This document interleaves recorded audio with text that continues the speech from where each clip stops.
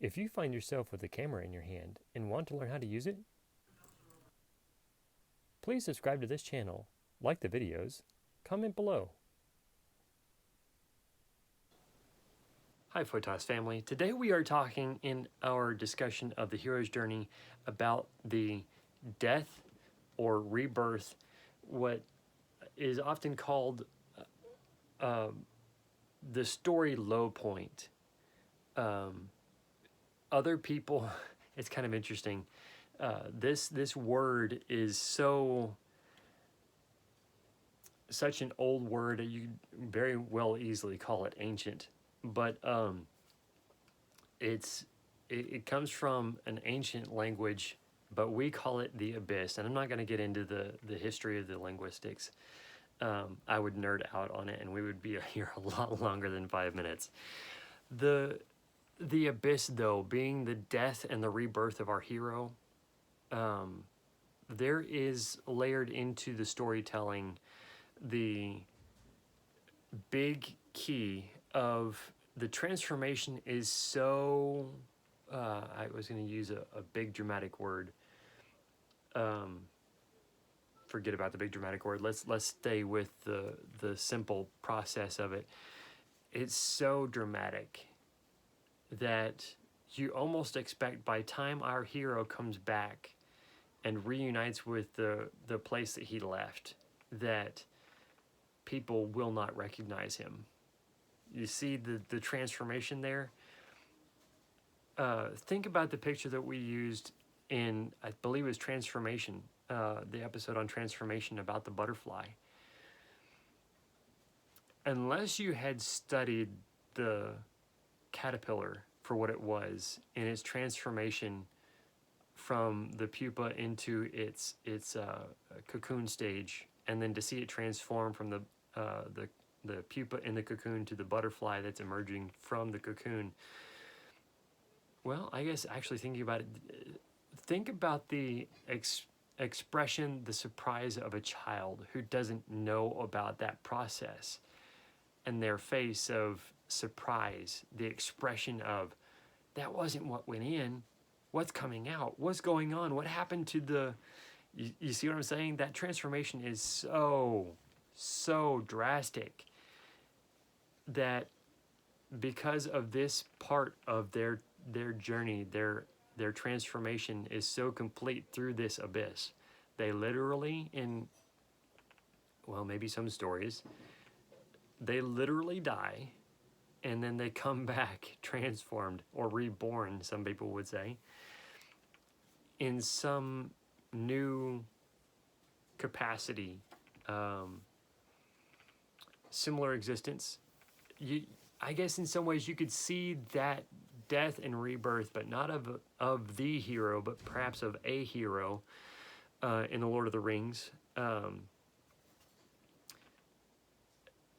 think, I can't remember the episodes, and I'm not going to venture to guess, but there's a point in the story where I'm going to call him the supernatural aid, as far as where in the story, if you look that up in the hero's story, or the hero's journey, whatever it really is, it's called the call to adventure, and in another step in there, I believe, there's also the supernatural aid. In the Lord of the Rings, the supernatural aid is, maybe I'm wrong about this, let me know in the comments if you think so, I believe is the wizard. And so with that picture of the supernatural aid, basically also the one Gandalf telling Frodo, you've got to take this adventure on for yourself. This is the challenge you've been given. You go accomplish this thing. So you could say one of the guardians, the supernatural aid to Frodo, is Gandalf, the wizard. And he is portrayed to be pulled down by the Ragnarok, I believe is the proper name, in the caves of Mordor. No, Mordor? Anyway, the kingdom of the dwarves. And I think it's not even explained in that video, but it's explained in the next one that he goes to a different realm, place, whatever it is, and he has to defeat the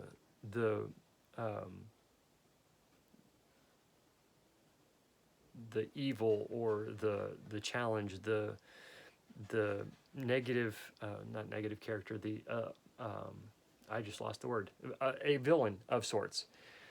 But as he does, he comes back as Gandalf the White. Gandalf is reborn in that aspect. Gandalf himself goes through an abyss. Frodo has not yet gone through his abyss. So you see how there's story layered on story here. Gandalf himself has been made a hero of sorts, and you see his journey, but it is a small part of the journey of Frodo in whole. Gandalf comes back as Gandalf the White, and you start to see the transformation. People begin to recognize him as Gandalf, but the transformation from gray to white, it's so different and so drastic that people are kind of like, is that really him? And so it's that confusion of, is he the same or is he not? That's what I'm talking about.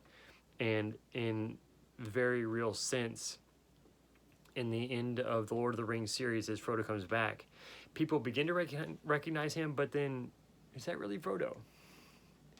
So, the abyss. It's a death and it's a rebirth. And it's so drastic at times in some stories that the hero isn't recognized in his hometown anymore. They don't know who he is. The more that person lives among the people then and continues to share the shared history, the more people become convinced it's him. But again, they don't know what to take of him from his experiences or what he's been through outside of the Shire.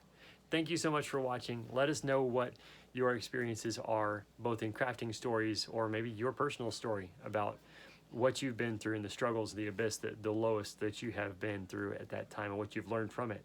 Give us a thumbs up so that other people can learn from this journey of a hero's story and learn how to craft that in their photographs.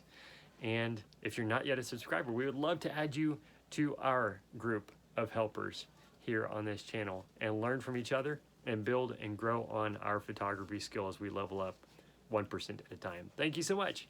God bless.